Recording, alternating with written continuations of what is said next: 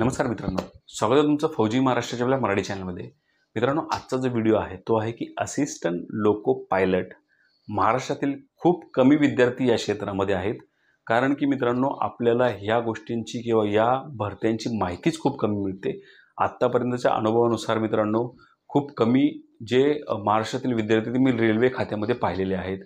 तुमचा अनुभव वेगळा असेल, माझा अनुभव तोच मला सांगतो।